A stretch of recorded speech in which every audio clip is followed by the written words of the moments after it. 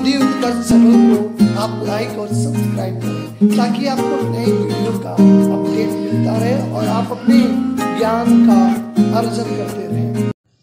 प्रिय विद्यार्थियों, आज हम सभी बाजार दर्शन के सारांश का अध्ययन करेंगे। सारांश का अर्थ ही होता है संक्षेप। संक्षेप में पूरे पाठ का पुनरावृत्ति हो जाता है। तो चलिए हम सभी सारांश की ओर बढ़ते हैं। कहानी के प्रारंभ में लेखक कहता है कि अपनी मित्र की एक कहानी बताता है। एक बार वे बाजार में एक मामूली चीज़ लेने गए, परंतु वापस लौटे तो बंडलों के साथ। लेना था उन्हें कुछ छोटी सी चीज़, लेकिन बाजार गए तो वापस लौटे तो उनके पास सामानों का एक गट्ठर, एक बंडल था। लेखक के पूछने पर उन्होंने पत्नी को दोषी बताया, कहा कि ये साथ थीं इसलिए खरीदारी बढ़ गई। लेखक के अनुसार पुराने समय से पति इस विषय पे पत्नी की ओट लेते हैं, भले अपनी खरीदारी उनकी भी इच्छा हो, लेकिन कहते हैं कि पत्नी की इसमें महिमा है। ये अब नई बात नहीं है, ये आदिकाल से है। इसमें मनी बैग अर्थात पैसे की गर्मी भी विशेष भूमिका अदा करती है। सबसे बड़ी बात है पैसे की गर्मी। अगर आपके पास पत्नी हो, अगर आपके पास पैसे ना हो तो खरीदारी नहीं हो पाएगी। सबसे बड़ी बात है पैसे की गर्मी की विशेष भूमिका होती है। पैसा पावर है, परंतु उसे प्रदर्शित करने के लिए बैंक बैलेंस, मकान, कोठी आदि इकट्ठा किया जाता है। पैसे की परचेजिंग पावर के प्रयोग से ही पावर का रस है। आपके बैंक में पैसे हैं लेकिन उसका उपयोग आप नहीं कर रहे हैं तो उसका कोई मतलब नहीं है। अगर उसका उपयोग कर रहे हैं तो असली आनंद उसी में है, मिलता है। कुछ लोग कहते हैं कि इसके विपरीत संयमी होते हैं, संयम से काम लेते हैं। कहा गया है कि अगर आप दशा को मान के कोई काम करेंगे तो 10 साल, एक चाल से चलेंगे तो 40 साल, अगर संयम से किसी वस्तु को रखेंगे तो 100 वर्ष चलती है। तो कुछ लोग संयमी भी होते हैं, वह पैसे को जोड़ते हैं, रहते हैं तथा पैसे के जुड़ा होने पर स्वयं को गर्वीला महसूस करते हैं। वो महसूस करते हैं कि उनके पास इतना धन है, इतना अधिक है, इसी में वो अपने गर्व का अनुभव करते हैं। मित्र ने बताया कि सारा पैसा खर्च हो गया था। मित्र की अधिकतर परचेजिंग खरीद जो था वह अनुपात में थी, न कि जरूरत के हिसाब से थी। लेखक ने देखा जो मित्र कुछ मामूली चीज खरीदने गए थे, उनकी कुछ चीजें जरूरत के हिसाब से नहीं थी। अब उन्होंने बैग दिखाया, बैग खाली, केवल टिकट तक के ही पैसे थे। लेखक कहता है कि फालतू चीज का खरीद का प्रमुख कारण बाजार का आकर्षण है। मित्र ने इसे शैतान का जाल बताया। कहा कि बाजार की जाल बड़ी ही जटिल है, ये शैतान का जाल है। एक बार बाजार के जो जाल में फंस जाए वो फिर निकलना बड़ी ही मुश्किल होता है। ये ऐसा सजा होता है कि बहया ही इसमें नहीं फंसता है। अगर आप बाजार जा रहे हैं, उसके जाल में नहीं फंस रहे हैं तो बड़ा सौभाग्यशाली हैं। लेकिन कभी लेखक कहता है कि अधिकतर लोग फंस जाते हैं। बाजार अपने रूप जाल में सबको उलझाता है, हर व्यक्ति को अपनी इसमें उलझा लेता है। इसके आमंत्रण में आग्रह नहीं है, रिक्वेस्ट नहीं है। बाजार आपको रिक्वेस्ट करके नहीं बुलाता है, बल्कि आप खुद जाते हैं। उसे बाजार का आमंत्रण मूक होता है। जो बड़ी बाजार होती है बड़ी मूक ढंग से होती है, उसकी आवाज़ नहीं होती है, चिल्लाहट नहीं होती है, लेकिन आप उसके आकर्षण में फंसते चले जाते हैं। चाह और अभाव मनुष्य को पागल कर देता है। असंतोष, तृष्णा, ईर्ष्या से मनुष्य सदा के लिए बेकार हो जाता है। अगर आपके पास अभाव है, बाजार यही गुण विकसित करता है। आपके अभाव को दर्शाने का प्रयास बाजार करता है। अगर आपके पड़ोसी के पास एसी है, आपके पास नहीं है, बाजार में गए, आप भूले हैं, लेकिन आपको याद दिला देता है। इसलिए आपके अंदर एक असंतोष, एक इच्छा, तृष्णा मतलब इच्छा और ईर्ष्या की भावना, हमारे पास नहीं है, उनके पास है, ये मनुष्य इसके लिए सदा बेकार हो जाता है और कहीं न कहीं बाजार ही इसका दोषी है। लेखक अपने दूसरे मित्र की चर्चा करता और बताता है कि दोपहर से पहले बाजार गया तथा शाम को खाली हाथ वापस आ गया। पूछने पे बताया कि बाजार में सब कुछ लेने योग्य था, परंतु कुछ भी नहीं ले पाया, निर्णय नहीं ले पाया। कभी कभी बाजार आपको अनिर्णय की स्थिति में लाके छोड़ देता है। एक वस्तु लेने का मतलब था दूसरी को छोड़ देना, जबकि दूसरा भी छोड़ने योग्य नहीं था। अगर आदमी अपनी चाह का पता नहीं है, आदमी को अपनी इच्छा का पता नहीं है, तो सब और की चाह में घेर लेती है। अगर आपको अपना इच्छा नियंत्रण नहीं है, आपकी इच्छा का कोई सीमा रेखा नहीं है, तो अन्य प्रकार की चाहें आपको घेर लेंगी। ऐसे में कोई परिणाम नहीं होता। बाजार एक तरह का रूप का जादू है। बाजार ये तभी असर करता है, बाजार का एक नियम है, जब जेब भरी हो तथा मन खाली हो। अगर मन खाली है जेब भरी है दोनों, तो बाजार का असर तेज होता है। ये मन और जेब खाली होने पर भी असर करता है। खाली मन को बाजार की चीजें निमंत्रण देती हैं।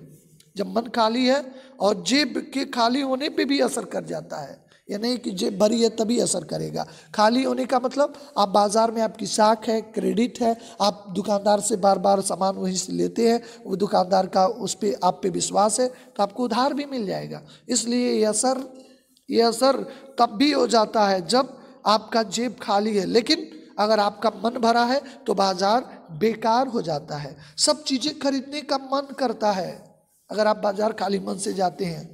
कहते बाजार एक जादूगर की तरह है, जादू उतरते ही फैंसी चीजें आराम नहीं खलल डालती प्रतीत होती हैं।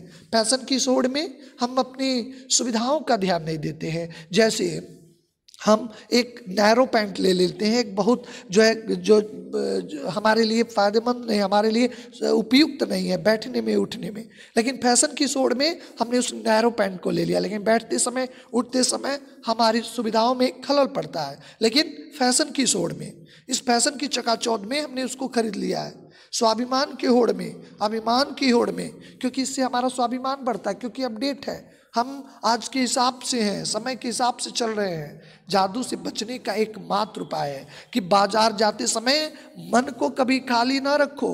मन में कोई न कोई लक्ष्य हो तो बाजार आनंद देता है। आप घर से निकले तो एक लक्ष्य बना के निकले कि आपको बाजार जाना है तो कौन सी चीज़ें लेना है, कौन सी चीज़ें नहीं लेना है। तब बाजार आपसे कृतार्थ होगा, बाजार आपको ठगेगा नहीं, बाजार आपको बंधन में नहीं डालेगा। यही असली कृतार्थता है। आवश्यकता के समय काम आना। मन खाली रहने का मतलब है मन तो हम बंद नहीं कर सकते। हम अकेले हो, लेकिन चाहे हमारे मन में कोई बातें ना हो, हम कहीं बिजी हैं, व्यस्त हैं, तो मन में तो बातें चलती हैं। अगर अकेले हैं तब भी मन शून्य नहीं होता है, मन में कोई न कोई बातें अवश्य चलती रहती है। मन कभी खाली नहीं हो सकता है। शून्य होने का अधिकार तो बस परमात्मा का है। शून्य पे विवेकानंद को बोलना था। शून्य पे उन्होंने बताया कि पूरा ब्रह्मांड ही शून्य के आकार का है, परमात्मा भी शून्य की तरह है। तो शून्य हम मनुष्य नहीं हो सकते, क्योंकि शून्य होने का अधिकार बस केवल परमात्मा का है, ईश्वर का है। सनातन भाव से वही संपूर्ण है, बाकी इस दुनिया में अपूर्ण है, इच्छाएं अपूर्ण है, मनुष्य अपूर्ण है। अगर कोई पूर्ण है तो केवल ईश्वर है। इसलिए ऐसा नहीं है आप बाजार जाए और मन को शून्य रख सकते हैं। मनुष्य इच्छाओं का निरोध नहीं कर सकता है। इच्छाएं आना मनुष्य का स्वभावगत लक्षण है। ये स्वभाव है इच्छा का होना, डिजायर का होना। ये लोभ को जीतना नहीं है, बल्कि लोभ की जीत है। मन को बलात् बंद करना हठ योग है, और हठ योग सभी के बस की बात नहीं है। वास्तव में मनुष्य को अपनी अपूर्णता को स्वीकार कर लेना चाहिए, क्योंकि मनुष्य अपूर्ण है। इस बात को हमें स्वीकार कर लेना चाहिए। समय के साथ स्वीकार करना बिल्कुल जरूरी है। सच्चा कर्म सदा अपूर्णता की स्वीकृति के साथ होता है। तब मन की भी सुनना चाहिए, क्योंकि वो भी उद्देश्य पूर्ण है। मन की सुने, मन के हारे हार है, मन की जीते जीत है। तो मन का होना शून्य नहीं हो सकता, लेकिन मन पे हम शून्य नहीं कर सकते, लेकिन नियंत्रण तो कर सकते हैं। लेखक के पड़ोस में कहता है कि एक भगत जी हैं जिनका मन पे पूरी तरह वश है। लंबे समय से वो चूरन बेच रहे हैं, उनका चूरन बेचने का धंधा है। वो चूरन बेचते हैं, चूरन उनका सरनाम है, प्रसिद्ध है पूरे मार्केट में। प्रतिदिन 6 आने से अधिक नहीं कमाते, उनकी कमाई का जरिया 6 आना है। वो अपना चूरन थोक व्यापारी को नहीं बेचते, चूँकि उनका नाम हो चुका है तो उन्हें बड़े स्तर पे बना सकते हैं, व्यापारी को दे सकते हैं। वो कोई आर्डर ले सकते हैं पेशगी का, लेकिन आर्डर भी नहीं लेते हैं। 6 आने पूरे होते हुए जो बचा चूरन है वो बच्चों में मुफ्त बांट देते हैं। देखिए, उन्हें लालच नहीं है, भाग दौड़ नहीं है, इसलिए सदा स्वस्थ रहते हैं। आज देखिए बहुत सारे बिजनेसमैन हैं, लेकिन तनाव है, स्ट्रेस है, नींद की गोलियां लेना पड़ता है, शेयर मार्केट को देखना पड़ता है। लेकिन भगत जी इन सभी चीज़ों से काफ़ी दूर हैं, सदा स्वस्थ रहते हैं। उन पे बाजार का जादू नहीं चल सकता। वे निरक्षर थे, बड़ी बड़ी बातों को नहीं जानते थे। उनका मन अडिग रहता था। पैसा भीख मांगता है, मुझे लो मुझे लो। वह निर्गम व्यक्ति पैसे को अपने आहत गर्भ में बिलकता ही छोड़ देते हैं। पैसे को सर्वोपरि नहीं मानते। पैसा की इस दुनिया में है, आपके पास बहुत सारी चीज़ें हैं, अगर स्वास्थ्य है आपके पास, तमाम ईश्वर का दिया शारीरिक श्रेष्ठ है, लेकिन अगर आपके पास पैसे नहीं है, अर्थ नहीं है, तो कहीं न कहीं आप व्यर्थ हो जाते हैं। लेकिन भगत जी पे ये पैसे को बिलखता छोड़ देते हैं।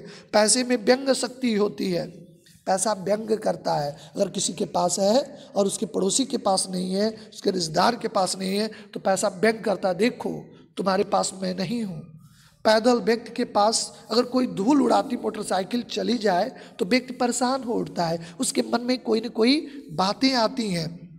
अगर उठता है कि काश मेरे पास भी होती, मेरा जन्म तक कोसता है कि मेरा जन्म ऐसे माँ बाप के पास हुआ, एक मोटर बाइक नहीं दिला सकते, उसको भी कोसता। लेकिन ये व्यंग जो है चूरन वाले व्यक्ति को कोई असर नहीं करता है। लेखक ऐसे बल्कि में विशेष कहता है कि कुछ अपर जाति का तत्व है, कुछ लोग इसे धार्मिक नैतिक कहते हैं, बड़े नैतिक है, बड़े सादगी से रहते हैं, सादा जीवन है, बड़े धार्मिक तत्व के हैं, इसलिए हम लोग नहीं रह पाएंगे, हम बाजार के आकर्षण में फंस जाएंगे।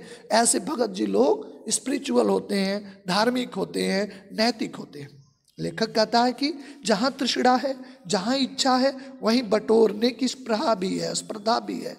वहाँ पे जहाँ पे इच्छा है, इच्छाएं ही जो अनंत होती हैं, इन्फिनिटिव होती हैं और बटोरने की शक्ति देती हैं, वहाँ उसका बल बीज नहीं है। जहाँ संचय, तृष्णा और वैभव की चाव में व्यक्ति निर्बलता ही प्रमाणित होती है, व्यक्ति से मजबूत नहीं होता है, इच्छाओं के वशीभूत होकर अपने को कमजोर कर लेता है।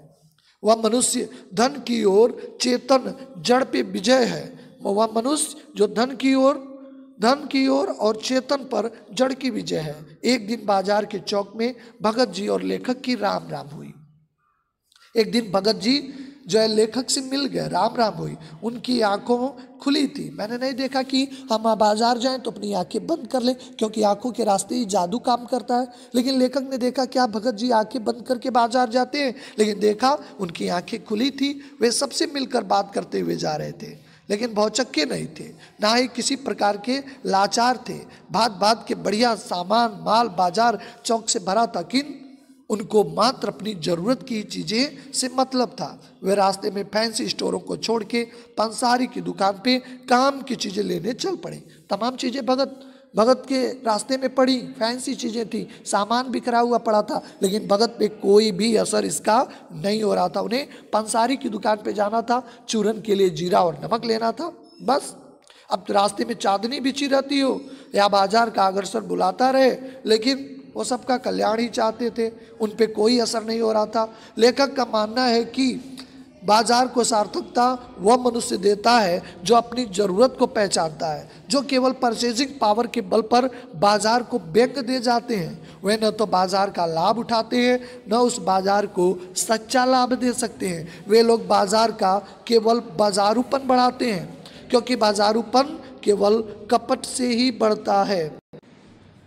कुछ लोग बाजार का बाजारूपन बढ़ाते हैं, यानी बाजार को विवश करते हैं, नई नई चीज़ों की डिमांड करते हैं फैशन की होड़ में, तो बाजार भी कपट का रूप धारण कर लेता है, क्योंकि फैशन की होड़ में गुणवत्ता भूल जाते हैं, कपट को बढ़ावा देते हैं। स्पर्धा का भाव, सद्भाव का भाव घटता है कि हमारे पड़ोसी हैं, अगर दुकानदार हैं, लेकिन फैशन की होड़ में उनको चीज़ें देना है, हमें उसमें मिलावट करनी ही पड़ेगी। सद्भाव नष्ट होने से ग्राहक और बेचक रह जाते हैं। अगर पड़ोसी होते हुए भी उनमें संबंध नहीं, वही संबंध होता है जो कस्टमर और जो है विक्रेता का होता है।